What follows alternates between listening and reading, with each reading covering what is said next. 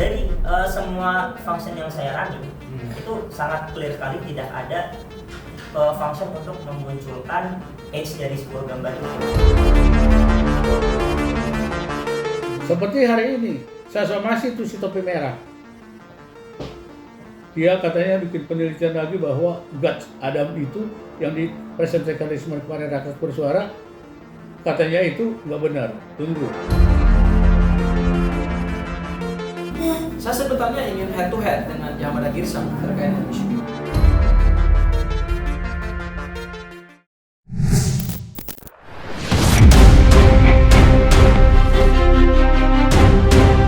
Konflik antara kubu Roy Suryo dengan Jokowi terkait tudingan ijazah palsu tidak hanya makin panas, tetapi juga meluas, menyeret banyak pihak ikut terlibat di dalamnya.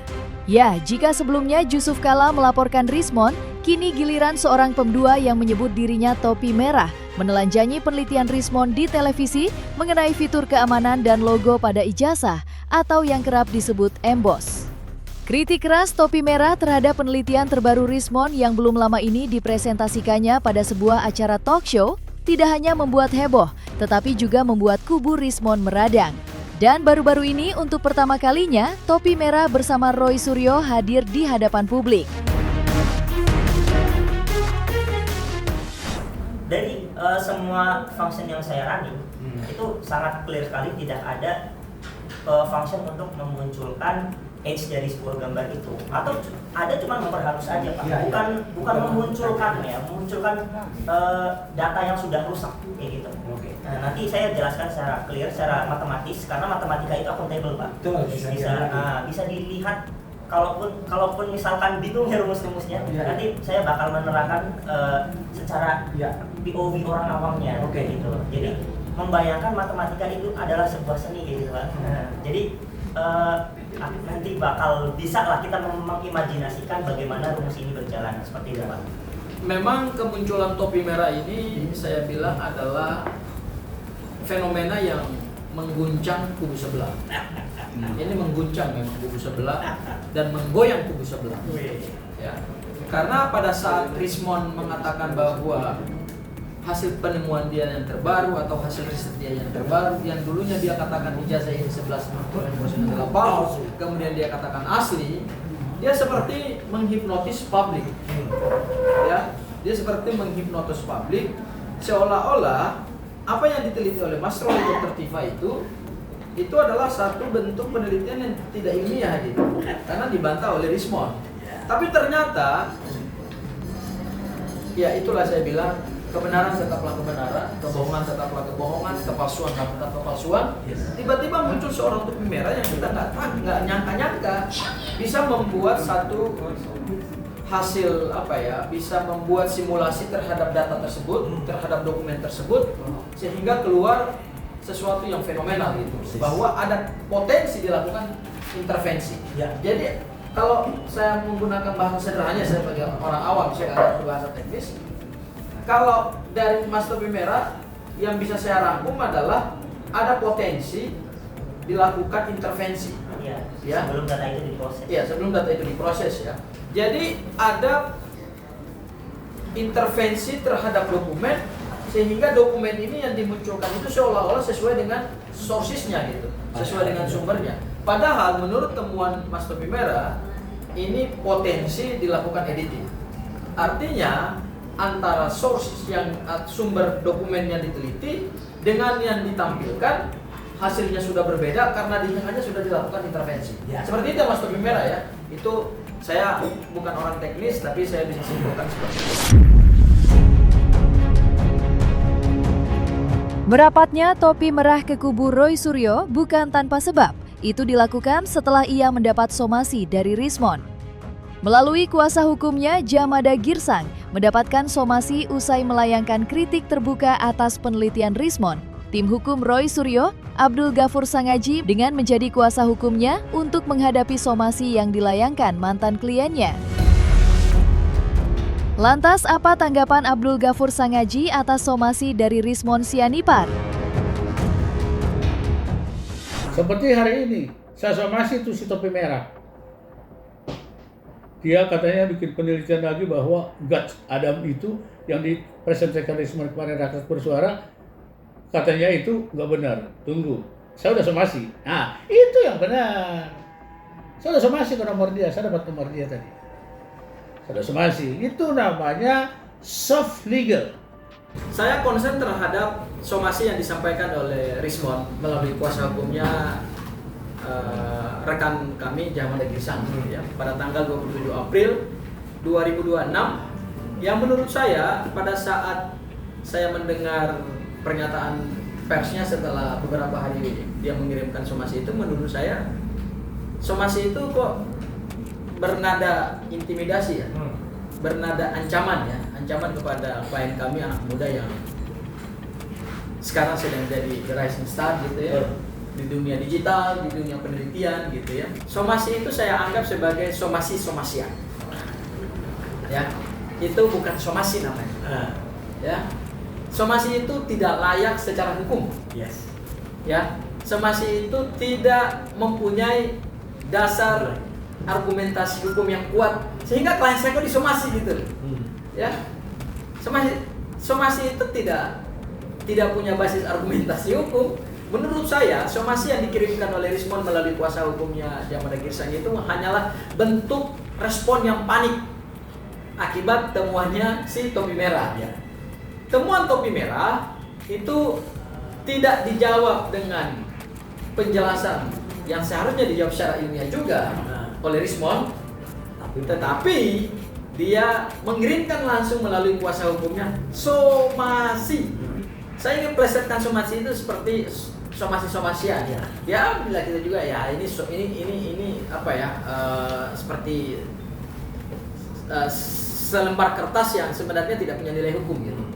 Ya, saya tidak ingin mengkaji di sini karena memang nanti forumnya ada dan saya akan jelaskan secara detail argumentasi hukumnya, kemudian pijakan-pijakan hukumnya gitu ya. Sehingga saya berani katakan kepada Jamada Girsang, somasi yang Anda buat dan Anda kirim kepada klien saya itu adalah somasi yang tidak punya nilai secara hukum dan tidak tepat secara hukum. Masa orang di penjara gara-gara membuat hasil temuan yang temuannya berbeda dengan orang yang membuat temuan itu gitu. Suhu perseteruan yang belakangan ini terjadi antara Rismond dengan topi merah kini makin memanas. Tidak hanya soal penelitian ijazah Jokowi masih dianggap bermasalah, tetapi juga pandangan hukum yang diam-diam mengintai sebelum berubah menjadi laporan pidana. Menanggapi somasi Rismond, Abdul Ghafur Sangaji menantang kuasa hukum Rismond berdebat secara terbuka di televisi. Lantas, akankah tantangan debat terbuka dari kubu Roy Suryo akan disambut kubu Rismond? Saya sebetulnya ingin head to head dengan Jamada Girsang terkait dengan isu ini. Dan yang penting juga sebenarnya pengen head to head dengan Rismond ya. Oh iya. Iya, makanya kita tantang. Datang Mon. Besok. Jadi tolong pemirsa Indonesia untuk mendatangkan Dr. Eng Rismond Asiolan Siamina M Eng ke studio. Ke studio. Tidak lewat Zoom ya. Apa itu kalau lewat Zoom? Sekali lagi saya katakan, apa yang didapatkan klien saya itu Mas Roy, itu adalah dokumen publik. Yes. Itu bukan private dokumen. Itu public dokumen. Ya, karena kenapa? Dokumen itu sudah dipresentasikan di hadapan khalayak. Dan berdasarkan Undang-Undang Nomor 7 Tahun 2025 ya Mas Roy ya. Apanya? Tentang perlindungan data pribadi. Oh iya, Undang-Undang data pribadi 2024. 2024 ya. Undang-Undang 27. Undang-Undang perlindungan data pribadi itu nggak masuk di dalam perlindungan, itu bukan data pribadi ya, itu sudah menjadi domain publik. Dan yang kedua, berhubungan dengan hasil temuan dari topi merah, menurut saya ini kalau kita mau jujur Mas Roy sebagai orang akademik ya karena Rismond katanya kan akademik gitu ya, ini harusnya dibaca dalam konteks dialektika ilmu pengetahuan. Jadi ini benar-benar satu pertontonan, satu pertunjukan dialektika ilmu pengetahuan yang dilakukan oleh seorang anak muda menantang seorang senior gitu. Kalau nggak ada itu bukan pengacara menurut saya, gladiator. Tiba-tiba wah, ini hukum ini semua ada aturannya. Ada aturannya, ada softnya, ada hardnya. Dan berhubungan dengan juga hasil temuannya klien saya mau katakan begini Mas Roy, jangan apa-apa kita baperan, terus saya laporkan. Ini kan kerjaan para termul kan begitu, ya, selalu mengancam dan mengintimidasi dengan LP, akan saya LP kan gitu. Mohon maaf, klien saya ini usianya masih sangat muda, 27 tahun, kurang lebih ya, Mas Topi Merah ya. Dan ketika mendapatkan intimidasi seperti itu kan pasti goyang psikologisnya gitu. Bukan gue yang seneng loh.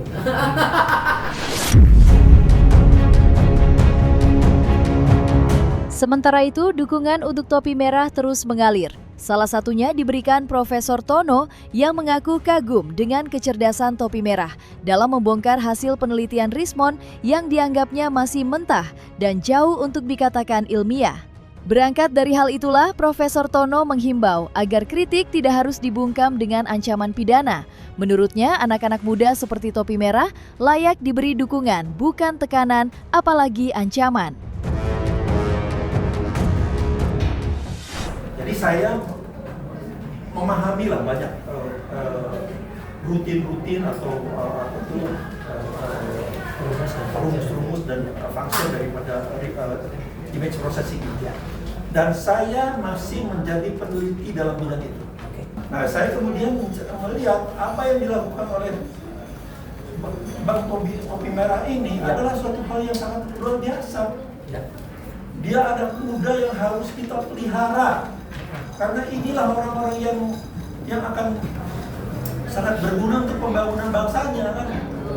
Jadi kalau misalnya dia melakukan hal-hal yang bertentangan dengan selera orang lain, ya jangan dikriminalisasi. Anak ini betul-betul berani melakukan itu dan punya skill teknis yang sangat luar biasa. Jadi itu menurut saya yang pesan saya bahwa kita kalau ingin maju ya harus karena tadi penelitian tentang misalnya automatic driving itu adalah computer vision, itu adalah itu cikal bakalnya dikembangkan oleh orang-orang yang punya keahlian seperti dia ini. Jadi itu berkembang dan kemudian menjadi sekarang ini sudah banyak kan mobil-mobil di Eropa itu yang tanpa ada supir itu udah bisa jalan sendiri kan gitu. Itu karena ada ADAS-nya, Prof. Kalau sekarang ada automatic radar. Iya, jadi itu memang visionnya itu adalah cikal bakalnya apa yang dikembangkan oleh orang-orang seperti itu, yang keahlian seperti dia. Jadi itu pesan saya, kita ini sebetulnya ini teknologi yang sangat dasar sekali. Jadi kemudian saya melihat rutin yang diberikan ini, yang function yang diberikan oleh ini menurut saya rutin yang sangat standar sekali, edge detection ini. Ini mana namanya Sobel pakai Sobel ya namanya, apa tuh algoritmanya itu.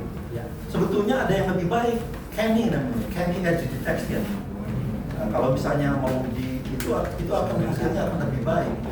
Tapi persoalannya adalah jadi rutin yang ada di sini itu, function yang ada di sini itu sangat standar sekali, yang biasa digunakan oleh ada di textbook image processing.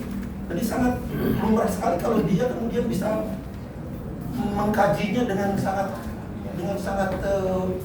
dengan jitu gitu. Memang kemunculan Topi Merah ini saya bilang adalah fenomena yang mengguncang kubu sebelah. Ini mengguncang memang kubu sebelah dan menggoyang kubu sebelah. Ya.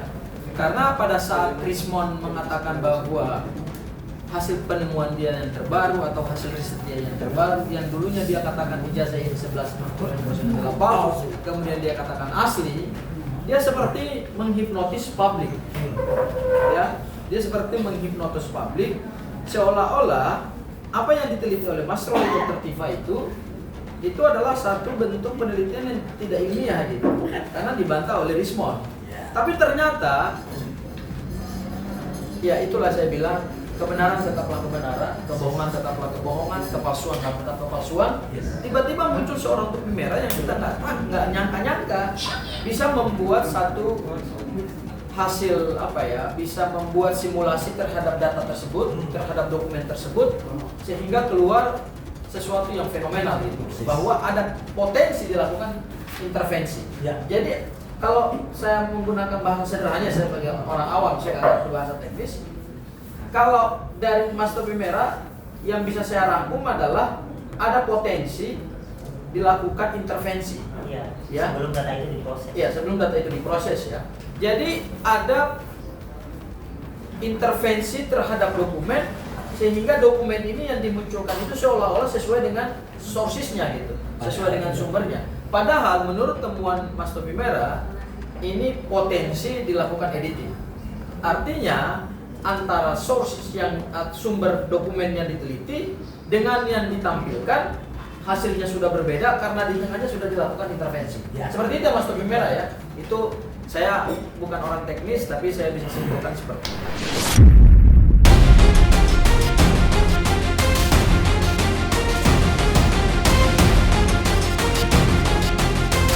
Nah, selesai sudah Cumi Lovers.